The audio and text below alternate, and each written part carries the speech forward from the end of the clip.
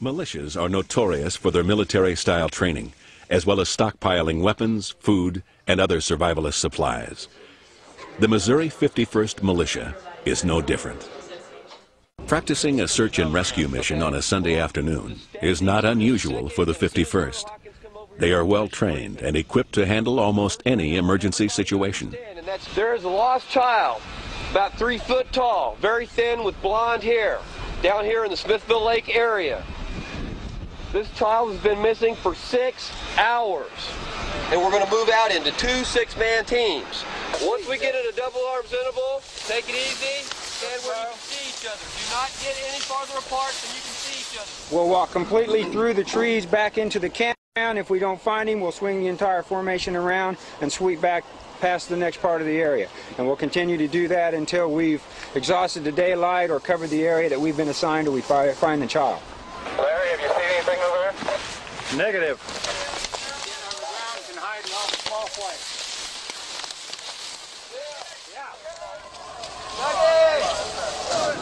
Call for help. Gentlemen, come on up here. We need to call for help. Get the stretcher. 3. Let's go. 2, 3. There you go. Laying down. Easy. Nice and slow. All right. We have another blanket to cover him up here. Where's the same way? All right. All right. Got your mom and dad waiting on you. If we can get the Sheriff's Department to call us on an emergency like this is exactly what we're trying to prepare for. Rescue a lost child, dam up a flood, put out a brush fire, any number of things that the local civil authorities, and this is true almost anywhere, can be overwhelmed quite quickly, and just depending on the size of the disaster at hand. And we're preparing as volunteer concerned citizens to just show up and do whatever needs to be done. Mission accomplished. Everybody's cute and camouflaged. By making one phone call, we can show up with our own medical team, our own force of men to go out and do the search, plus our own communications. Militia members donated $13,000 to pay for this mobile communications equipment.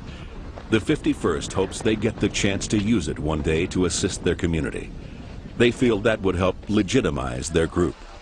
We have the ability here to talk around the world, all over the United States, and local communications that we can patch into phone lines, the internet. We can talk to just about anybody we want to with this. Okay, Rick, I can sure KV0THQ monitoring. So far, they have never been asked to assist any agency. But the 51st doesn't stop with search and rescue training. Members are encouraged to learn a wide variety of specialized skills. Today we're doing a little training exercise that involves some rappelling and a zip line. Many of our members are quite proficient, but we like to give everybody the opportunity to get acquainted with skills like this that would be very useful in an emergency situation. We have probably 80% of the people going today have never done it before. It's just, it's an opportunity to learn the skill as well as self-confidence, and these types of skills can be used in a variety of situations. Even for city folks, the necessity to get out of a high-rise building could easily be accomplished from skills learned at exercises like this, in the event of a fire, for example. A lot of the Missouri 51st training activities are about preparing for some type of combat. Donning camouflage, face masks, and armed with paintball guns, the 51st gathers inside a dark, musty cave to practice battlefield scenarios. This part of Kansas City is honeycombed with caves. It's a limestone cave. These were dug in about the 1930s. What we're going to be doing here today is showing and teaching some of our members different type of tactics under virtually live fire. Shooting paintball is as close as you're going to get to shooting somebody without actually shooting them with a live ammunition. You're shooting them with a paintball. It's a fun sport. If you play it correctly, it's a safe sport. And there's a lot of good tactics to be learned in a situation that cannot be learned in any other type of environment other than what we're going to be doing here today. The techniques that are being used to train here, put up a suppressive fire, is what's called you fire and I'll move. The military and the police both use the "you fire and I'll move" scenario. And you put up as much suppressive fire as you can, and then you yell, "I'll move," or "you fire and I'll move." The whole idea is to put up as much violence as you can to keep them guys' heads down.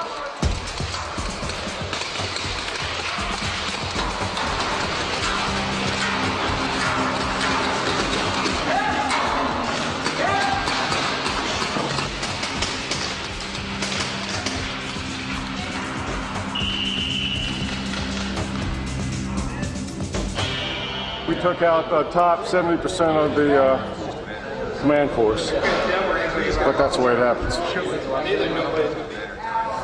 In my position, trying to get suppressing fire downrange, stuck my head out to see where they were at, and I had intercourse with one of the paintballs coming downrange. To some degree, if you hope you never have to use a weapon against another person. On some levels, if you have to, you've failed at some point to do it some other way to remedy the situation you find yourself in. In that case, you need to be prepared on two levels: the ability to do it, and of course the willingness to do it. And that's where the mindset and the plan comes into it. A shotgun is absolutely essential. 12-gauge pump shotgun, can be used for a variety of different purposes, depending on the slug or the shell you load in it. And in fact, some of the cases we have here are shotgun shells, in fact. A slug can be used to deer hunt with. For close-in self-defense, the shotgun is hands down the most effective weapon you can put in your hand. If I were going to pick one rifle, I would have to pick the semi-automatic version of an AK-47. It's as near perfect as a mid-ranged rifle as you can get. It was a gun designed to kill 200-pound mammals at out to medium ranges. We're in Missouri. Deer hunting in Missouri consists of killing a 200-pound mammal at medium ranges. The idea that the SKS or the AK-47 doesn't have a sporting use is pure nonsense. A few weapons laid out here that are typical weapons that you might find with a militia member.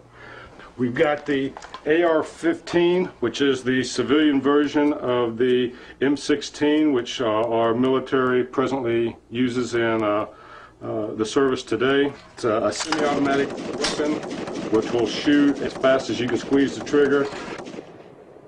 Another very common rifle in the militia is the civilian version of an AK-47. It's another semi-automatic, magazine-fed, typically equipped with a 30-round magazine. Here's the reloading table. What I do for entertainment and enjoyment is shoot guns. Shooting pistol is probably the most favorite thing I do, would compare to somebody that goes out and likes to play 18 holes of golf on the weekend. I like to grab my pistol, a rifle or two, go to and shoot for 5 or 6 hours and maybe blow away 1,800 rounds of ammunition.